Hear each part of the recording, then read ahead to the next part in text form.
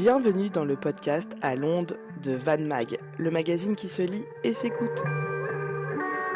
Retrouvez ici la version radiophonique et enrichie d'un article que vous avez peut-être déjà lu ou qui vous donnera envie de le lire.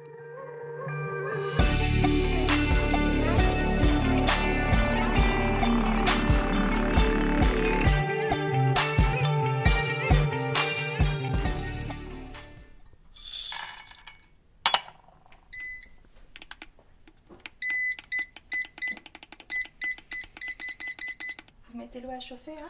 Alors là, on met l'eau à chauffer, un bruit très caractéristique ici chez Thierry Compagnie, parce qu'on va utiliser une bouilloire thermostatique. Nous allons régler très précisément la température de l'eau pour avoir une eau à la température exacte qui correspond à chaque thé.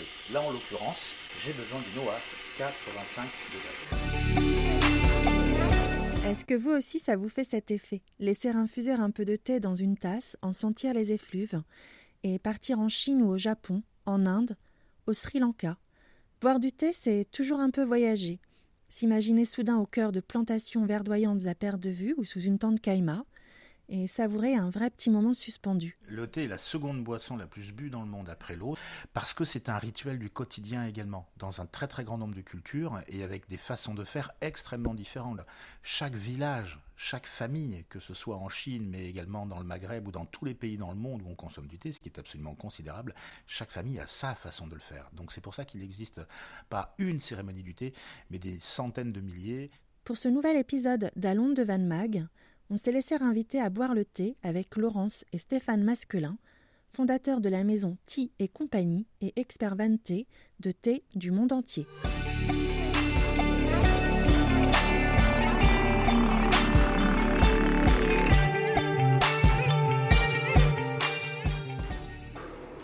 Là, ça y est, ça frémit.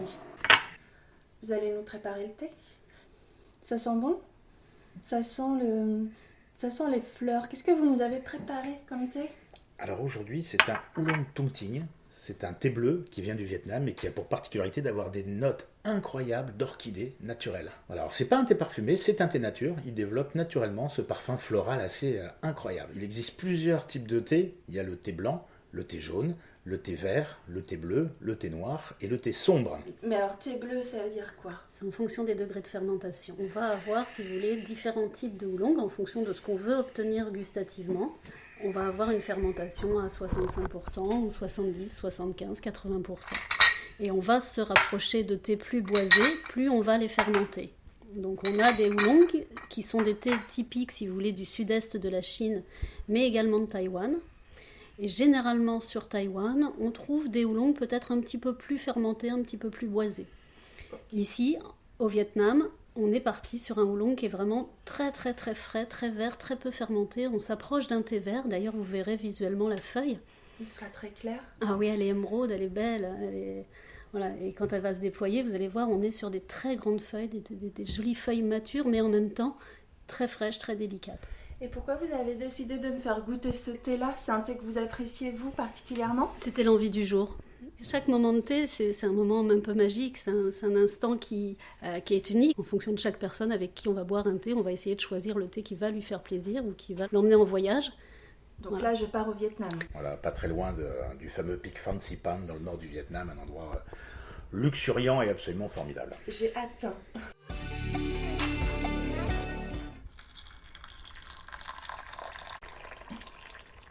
C'est quoi cet ustensile ? Le gaiwan, c'est l'ustensile qui permet de préparer le thé dans la cérémonie du thé. Ça ressemble à une sorte de bol avec un couvercle en fait. Oui, on dirait une petite soucoupe avec Oui. un couvercle. Tout à fait. Et en fait, quand on va servir le thé dans la verseuse, avant de le verser dans les tasses, on va décaler légèrement ce petit couvercle qui fait que les feuilles vont rester à l'intérieur du gaiwan et juste l'eau va tomber dans la verseuse. Alors la verseuse, c'est un petit récipient, le plus souvent en verre, mais qui peut aussi être en céramique, et qui servira effectivement à filtrer le thé et à le servir dans les petites coupes que nous utilisons. Alors, nous utilisons ici des toutes petites coupes qui ne sont pas du tout des dinettes, en fait, même si on pourrait le penser. Mais en fait, ce sont des coupes de taille tout à fait normale, parce qu'on ne boit jamais une tasse de thé. Dans la cérémonie du thé, techniquement, on boit 7 tasses de thé, ce qui correspond à une grande tasse, en fait, telle qu'on la ferait chez nous. Mais ça fait partie de la magie de l'instance. Voilà, cette cérémonie s'appelle la cérémonie du Gong Fu Cha, et elle consiste effectivement à boire 7 infusions successives Et on a une espèce de progression du goût avec un développement des saveurs, des arômes à la 2e, 3e infusion, 4e infusion, puis une atténuation jusqu'à épuisement des saveurs à la 7e. C'est un moment un peu quasi méditatif, c'est un moment un peu solennel, un peu martial, d'où l'appellation de cérémonie, puisqu'on le fait dans des grandes occasions. Je suis ravie d'apprendre que On est ravis de recevoir Van Mag aujourd'hui. le podcast d'Alain de Van Mag est une grande occasion. Oui, pour nous, bien sûr. On va attendre quelques secondes que la température baisse un petit peu dans les coupes qui sont froides justement pour faire baisser la température de l'eau. Et si vous êtes d'accord, écoutez, On va y goûter. je lève ma coupe à ce délicieux moment. Alors, on peut aussi, ça c'est un brût du thé, on peut aussi l'aérer quand on le boit. C'est pas très élégant. C'est pas très élégant, mais c'est ce qui va donner justement, qui va exhaler le plus d'arômes. C'est comme dans le vin en fait. Vous faites rentrer de l'air en même temps que vous faites rentrer la liqueur, que vous faites rentrer l'infusion. Et après, vous inspirez pour faire ce qu'on appelle une rétro-olfaction, c'est-à-dire faire tourner l'air au fond du palais et du nez, et pour avoir toutes les saveurs. Il a une petite note salée. Ouais, il est extraordinaire. Moi, je le trouve très léger. Et comme je vous disais, ça s'approche d'un thé vert, c'est vraiment d'une extrême délicatesse. Moi, j'aime beaucoup le Dongting aussi. Laurence, Stéphane, vous êtes tous les deux grands amoureux du thé et vous avez une réelle envie de partager cette passion. D'où vient-elle ? Qu'est-ce que vous aimez tant dans le thé ? Pour moi, elle a une très très vieille histoire, cette passion, puisqu'en fait, moi, je venais d'une famille où on buvait uniquement du café. Et j'ai découvert le thé à 15 ans en Russie, lors d'un voyage linguistique. Et en fait, dans les couloirs des hôtels, dans les couloirs des trains, il y avait un objet magnifique qui s'appelle un samovar. Alors un samovar, c'est un très grand réservoir d'eau qu'on fait chauffer et sur lequel est posée une théière qu'on va rallonger d'eau toute la journée et donc qui est mise à disposition des gens dans les bureaux, dans les trains, dans les couloirs d'hôtels.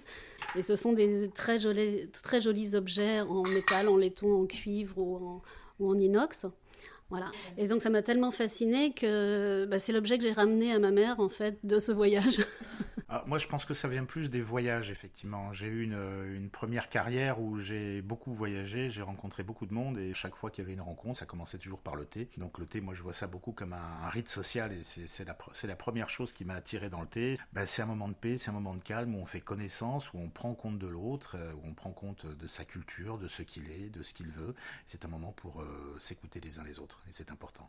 C'est dans cet esprit de partage et d'ouverture aux autres cultures que vous avez fondé Tea et Compagnie en 2003. Laurence, parlez-nous un peu de votre maison de thé.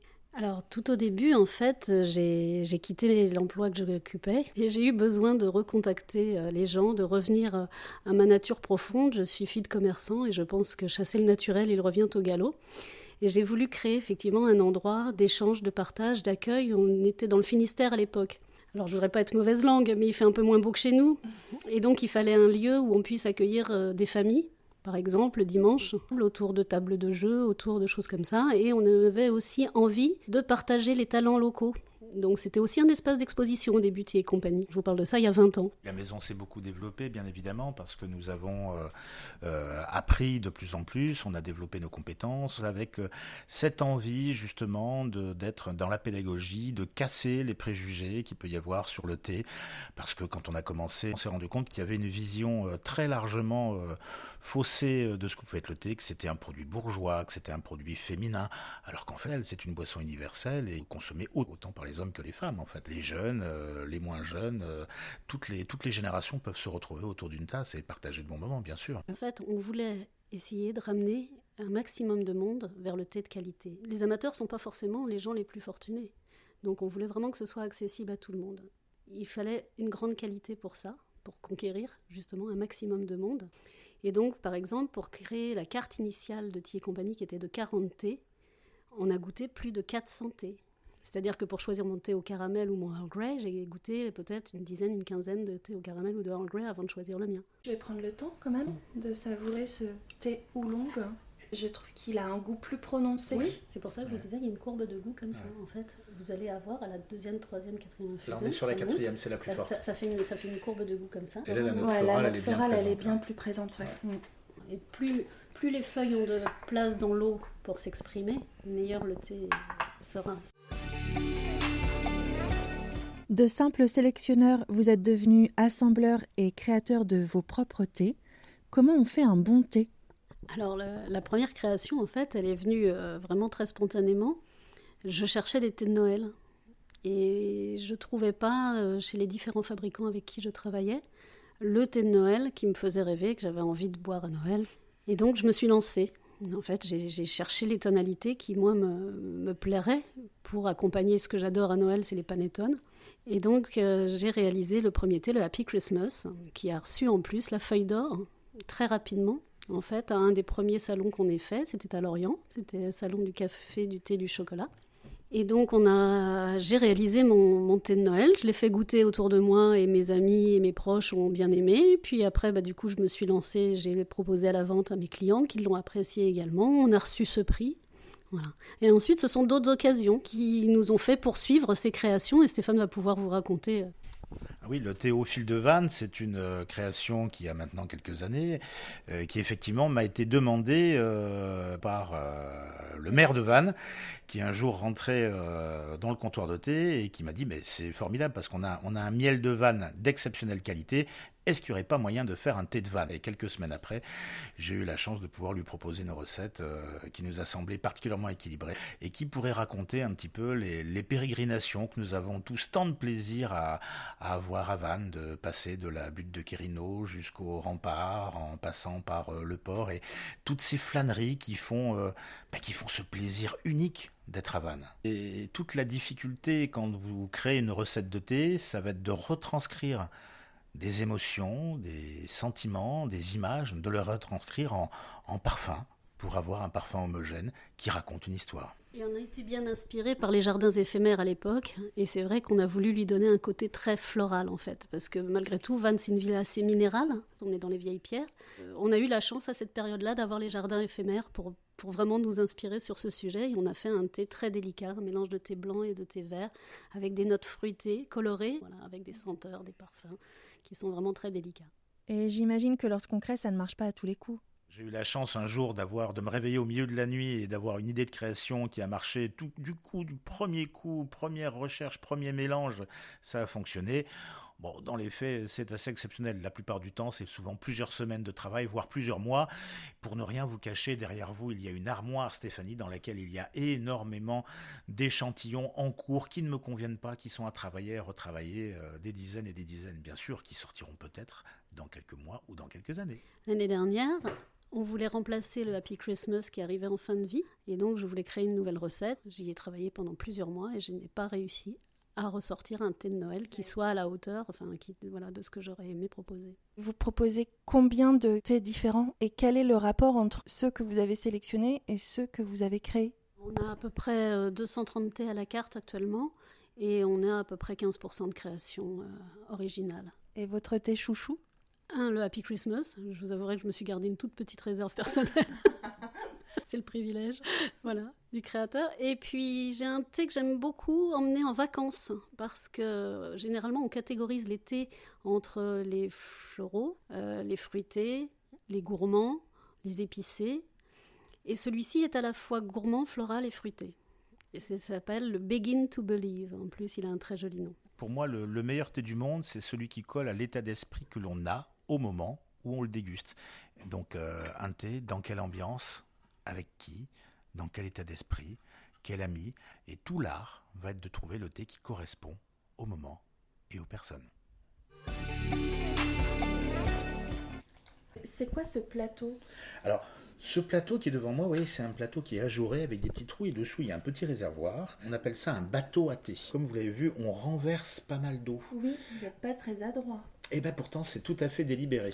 On renverse de l'eau pour montrer la profusion et pour montrer la générosité, pour montrer que, avec notre invité, nous ne comptons pas, nous remplissons largement les tasses qui débordent dans la profusion et dans la générosité, et toute cette eau coule dans le bateau à thé. Ça fait partie du rituel de la cérémonie du thé. Tout à fait. C'est-à-dire que ce sont des rituels qui peuvent être parfois extrêmement codifiés, et d'autres dont la mémoire s'est perdue au fil du temps. Dès qu'on est sur une démarche rituelle, que ce soit sur le thé ou sur n'importe quoi d'autre, il y a toujours une raison. Rien ne se fait par hasard. Et à chaque fois que je rencontre quelqu'un qui maîtrise la cérémonie du thé ou qui fait la cérémonie du thé dans sa famille, je lui demande: ah tiens, je vois que vous faites ça, je vois que vous cassez le poignet de telle ou telle façon, je vois que vous secouez 3 fois. Pourquoi? Est-ce qu'il y a une raison? Parfois ça s'est perdu, on dit parce que ma grand-mère faisait ça. Et je ne sais pas forcément pourquoi. Et puis parfois, parce qu'il y a une raison, parce que justement, les dernières gouttes de ce thé-là sont souvent les plus concentrées, ont une petite touche d'amertume. Donc on va justement insister pour les récupérer, pour donner de l'équilibre à la boisson, par exemple. C'est avec toutes ces observations que vous avez adopté votre propre gestuelle pour la cérémonie. Oui, tout à fait. Et je me rends compte que la gestuelle et ma façon de faire, et de vivre et de partager la cérémonie du thé évolue avec le temps. C'est que je ne la fais pas du tout comme je la faisais il y a 10 ans, je ne la fais pas comme il y a 5 ans, et très probablement, dans les prochaines années, j'aurai encore évolué dans ma pratique, d'abord par l'apprentissage que j'en fais en réalisant au quotidien des cérémonies du thé, mais également parce que je l'enrichis à chaque rencontre, à chaque confrère, chaque disciple du thé, nous nous enrichissons mutuellement de gestuels, de symboles, pour créer quelque chose qui finalement est très lié à l'intime et très personnel dans notre façon et dans notre vision de faire la cérémonie du thé et de la façon de recevoir nos hôtes, bien sûr, à cette occasion. Cet été, vous allez quand même en proposer des insolites. Alors oui, j'ai eu envie de casser les codes et donc de vous proposer pour cet été des cérémonies du thé insolites qui vont se faire dans différents endroits de la ville. À chaque fois, vous recevrez quelques instants avant seulement la localisation précise et donc on va pouvoir faire, là encore, découvrir une cérémonie du thé à la Rabine, à Quérino, dans une ruelle de Vannes, dans un endroit complètement impromptu pour bien intégrer cette nouvelle pratique et ce nouvel art de vivre à cet art de vivre vannetais dont il fait maintenant partie depuis près de 20 ans maintenant. Il faudra vous suivre sur Instagram et Facebook. Bien sûr, sur Instagram et Facebook, et vous verrez que c'est une façon de voyager avec nous en permanence. Merci Laurence, merci Stéphane pour ce délicieux moment partagé autour d'un Oolong Tung Ting du Vietnam. On vous retrouve derrière le comptoir de Thi et compagnie rue Le Hellec. Et Stéphane, cet été, en maître de cérémonie de thé dans des endroits insolites de Vannes.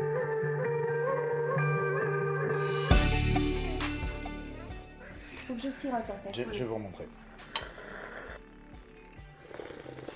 J'essaye. Voilà, c'est ça. Et vous voyez les arômes comme ils sont différents?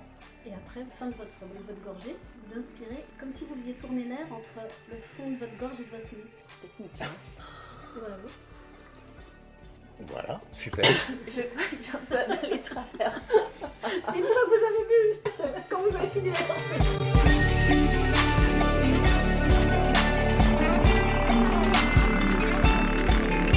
Retrouvez l'article correspondant à ce podcast dans le dernier Van Mag, disponible en magazine papier ou en ligne sur le site internet www.mairie-van.fr. On vous dit à bientôt à l'onde de Van Mag.